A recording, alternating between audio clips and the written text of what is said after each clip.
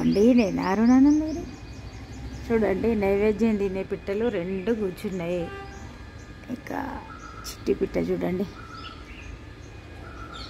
చాలా చల్లగా ఉంది. ఇక నిన్న ఇవాళ ఈ 2 రోజులైతే విపరీతమైన చలి. ఇక రామచిలుక కూడా వచ్చింది చూడండి, భలే సీన్స్ కదా. ఇక రామచిలుక రాగాలు వినుకుంటూ మరి మనం ముగ్గు అయితే వేసుకుందాం. అది చూడండి.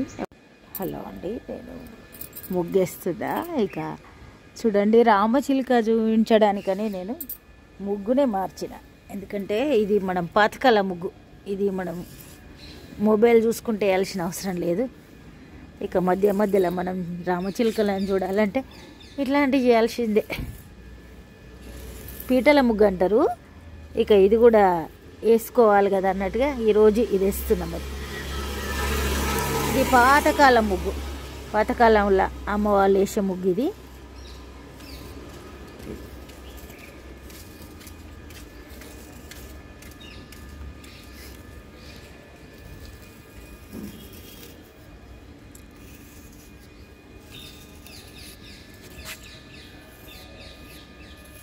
ఎంత చక్కగా ఇలా చేస్తున్నాయి చూడండి రామచిలుక అన్నీ. కంప్లీట్ అయినాక చూపిస్తాం.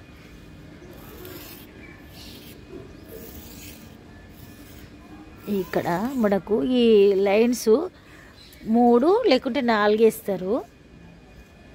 మనం సంక్రాంతికి కూడా సకినాలు కూడా 3, 4 లైన్లు వేస్తాం.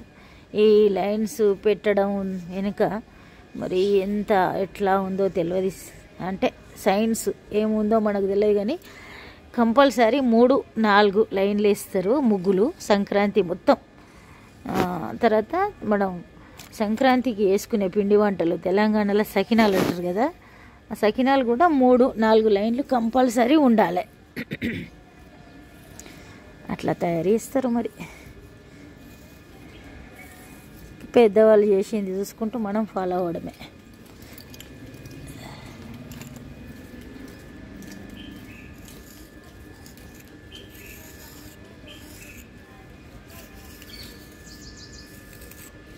పిట్టల వాయిస్ వినిపిస్తుంది కదా అని మీకు చూపిస్తున్నాం.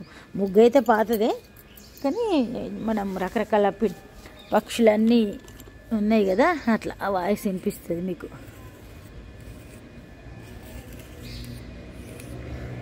ఇక చూడండి, పిట్టల ముగ్గు అయిపోయింది, ఇట్లా తయారైంది. దీంట్లో కూడా మళ్ళీ మనం కావాలనుకుంటే ఇట్లా మామూలు ముగ్గు వేసుకోవచ్చు, లేకుంటే గీతలదే వేయచ్చు. అది కూడా కంప్లీట్ చేస్తాం. ఎంత అల్లరి చేస్తాం చూడండి. ఇక అట్లాంటి పక్షులు వేరే ఉంటాయి కదా, వచ్చేదాకా అరుస్తూనే ఉంటుంది. ఇగో ఈ కొమ్మ మీద కూర్చుంది చూడండి. మళ్ళీ ఇంకో పక్షి కూడా సేమ్ దీనిలాగా అరుస్తుంది, అప్పుడు 2 వచ్చి తింటాయి. అంత ఉంది కథ. ఎక్కడో దూరంగా అంటాను చూడండి.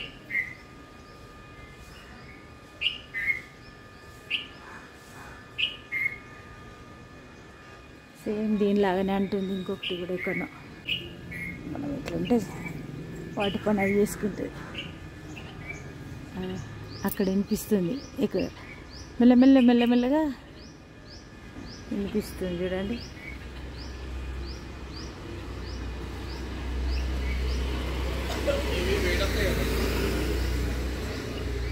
ఎంత ఉంది చూడండి. అది ఎక్కడి నుండో అది మెల్లమెల్లగా దగ్గరికి వచ్చిన కొద్దీ వాయిస్ వినిపిస్తుంది చూడండి. ఈ లోపల నేను ఇంత ముగ్గు కంప్లీట్ చేసేస్తా, వస్తే చూపిస్తాను మీకు.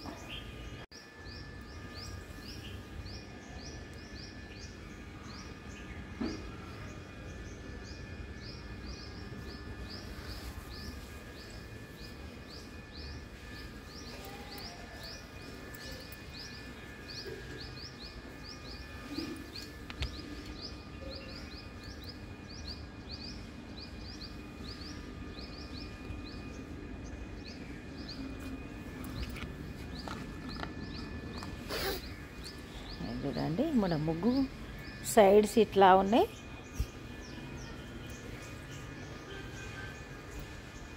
ఇది ఈరోజు మరి మన పూజ రోజులాగానే రోజువారి స్తోత్రాలు వాడిన తర్వాత తిరుప్పావి పాశురం, తర్వాత మంగళహారతి ఇద్దాం రండి.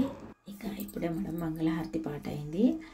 అబ్బా ఎంత బాగుందో పాట, మళ్ళీ సంతోషం అనిపిస్తుంది. ఇక ఇప్పుడు పూజ సంపూర్ణమైంది. నైవేద్యం తాంబూలం సమర్పించడం. ఇక గోదాదేవి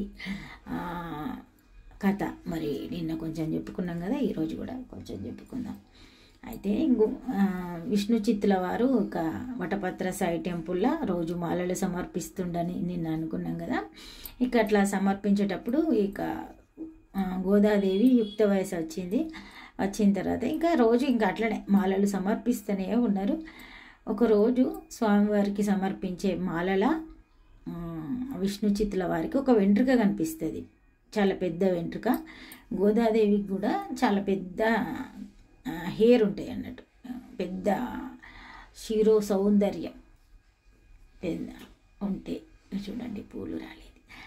అయితే అట్లా అమ్మవారికి కూడా చాలా పెద్ద జడ ఉంటుంది. అయితే ఇంటికి వచ్చి విష్ణు చిత్తుల వారు కూతురే మాలలు తయారు చేస్తుంది కాబట్టి కూతురుని అడుగుతారు, ఇట్లా జరిగింది, అపచారం జరిగిందని కోప్పడి అంటారు. అన్న తర్వాత ఇక అసలు విషయం తెలుస్తుంది. అయితే ఆ అమ్మాయి ఏం చేస్తుంది అంటే, తయారు చేసిన మాల అందంగా కుదిరిందా లేదా అని తను 2 పూలమాలను, మనం గోదాదేవి అమ్మవారిని అలంకరణ చూస్తాం కదా, పూలమాలను మెడ నుండి కిందికి ఇటు ముందుకు వేసుకుంటుంది, 2 దిక్కులా వేసుకొని వాళ్ళ ఇంటి పక్కనే ఉన్న బావిలా ప్రతిబింబం చూసుకుంటుంది. అబ్బా ఎంత అందంగా ఉంది పూమాల అనుకొని మళ్ళీ మంచిగా బుట్టలు పెడుతుంది. వాళ్ళ నాన్న తీసుకెళ్ళి వటపత్ర సాయికి సమర్పిస్తుండు. ఇది జరుగుతున్న కథ. ఇక తెల్లవారి ఆ పూజారి టెంపుల్కి వెళ్ళి ఆ స్వామివారిని మన్నించమని కోరుతాడు. అపచారం జరిగింది నాతోటి, ఇట్లా తెలియకుండా మా అమ్మాయి చేసిన పని వల్ల అని ఆ స్వామివారిని ప్రార్థన చేస్తాడు. అప్పుడు ఆలయంలో ఒక మాట వినిపిస్తుందట, అంటే వాక్కు. ఏమనంటే, మీ అమ్మాయి ఎవరో కాదు, భూదేవి అంశతో పుట్టిన లక్ష్మీదేవి, అంటే విష్ణుమూర్తి పత్ని కదా, ఆమె భూదేవి అంశతోటి మానవ కన్యగా నీ దగ్గర పుట్టింది, ఆమె మరెవరో కాదు అని ఆమెను పెండ్లాడతా అని వటపత్ర సాయి టెంపుల్లో ఒక వాక్కు వినిపిస్తుందట, ధ్వని. అప్పుడు ఇక విష్ణు చిత్తుల వారికి ఇంకా ఏం చేయాలనో అర్థం కాదు. ఇక ఇంటికి వచ్చి చెప్పడం, ఇక అట్లా అంతా జరుగుతుంది కదా. అట్లా అయిన తర్వాత ఇక ఆ అమ్మాయిని నేను ఏలుకుంటా అని చెప్పినప్పుడు ఇక తనకు కూడా అర్థం కాదు. ఇక ఆశ్చర్యంతో ఇంటికి పరుగున వస్తాడు ఆయన. ఇక మిగతా పార్ట్ రేపు చెప్పుకుందాం మరి. ఇక ఎంతమంది వ్యాఖ్యానాలు ఎన్నో విన్నా కానీ గోదాదేవి చరిత్ర అసలు ఇంకా రోజు వినాలనిపిస్తుంది. భలే సంతోషం అనిపిస్తుంది. అంటే జరిగింది యథార్థమైనా కానీ దాన్ని విపులీకరించి నిన్న మొన్న జరిగినట్టుగా చెప్పేవాళ్ళు కూడా వాళ్ళు ఎంత బాగా చెప్తారని అనిపిస్తుంది. ఇక రేపు మిగతా పార్ట్ చెప్పుకుందాం మరి. ఇక ఇప్పుడైతే బయటకు వెళ్ళి మరి రొటీన్ ప్రారంభిద్దాం. ఇక ఎన్ని తప్పినా మనకు వంట తప్పదన్నట్టుంది పరిస్థితి. సరే మరి ఇక మానవ జీవితంలో ప్రతిదీ మనం ఎన్నో ఒడిదడుకులను ఎదుర్కోవాల్సి వస్తుంది. నిత్య జీవితంలో కూడా అంటే ఏదో సాధించడానికి వేరు, ఇప్పుడు ఎవరెస్ట్ శిఖరం ఎక్కే వాళ్ళది అదొక తపన. ఇక ఒక ఇంట్లో మనం మామూలుగా ఇల్లును మెయింటైన్ చేయాలన్నా కూడా ఎన్నో ఉంటాయి, నష్టాలు కష్టాలు అన్నీ ఒత్తిడిలు. సరే ఇక మరి ఇప్పుడు టైం అయింది కాబట్టి రొటీన్లోకి వెళ్ళిపోదాం పదండి. రేపు చెప్పుకుందాం మిగతా కథ.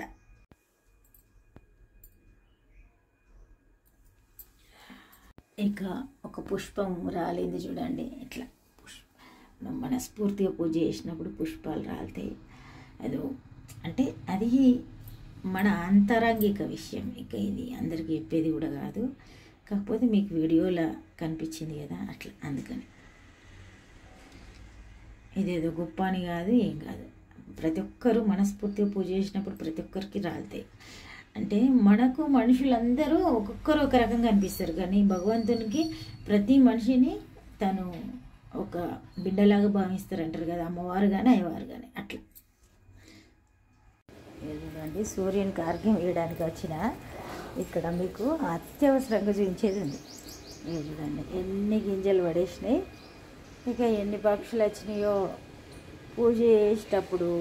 ఇక అది కూడా నేను వీడియో తీసే టైంలో అయితే మీకు చూపించగలుగుతా, కానీ నేను పూజ అంతా అయ్యేదాకా వీడియో తీయ కదా, ఆ టైంలో ఇక కిచకిచా కిచకిచా కిచకిచా అంతే, ఇంకా అసలు చెప్పలేము. చూడండి ఎంత సంతోషం అనిపిస్తుంది ఇట్లా చూసుకున్నప్పుడు, భలే సంతోషం అనిపిస్తుంది. కానీ అది మనం వచ్చి షూట్ చేయలేని టైంలో ఎందుకు చేస్తే అనేది అర్థం కాదు, అట్లా ఉంది పరిస్థితి. చాలాసార్లు మన అగ్నిహోత్రం చేసేటప్పుడు ఇక అంతా షూట్ చేయ కదా, స్టార్టింగ్ అట్లా చూపిస్తా, అప్పుడు కూడా ఎంత వస్తాయి అంటే ఇక ఇక్కడ వచ్చి అల్లరి వేస్తే చెట్టు మీద నైవేద్యం తినే పెట్టేలా ఒక్కసారి ఇట్లా గుంపులాగా వస్తాయి.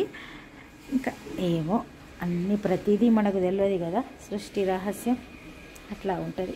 మరి తెలుసుకోవాలని ప్రయత్నం కూడా చేయొద్దేమో అనిపిస్తుంది కొన్ని అన్నీ తెలుసుకోవాలని అనుకోవద్దు.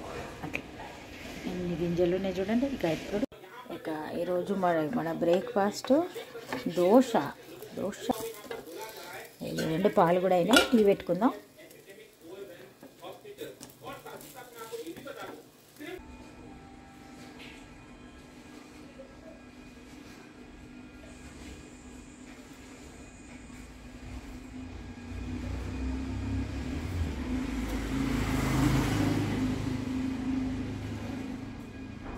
బనానా,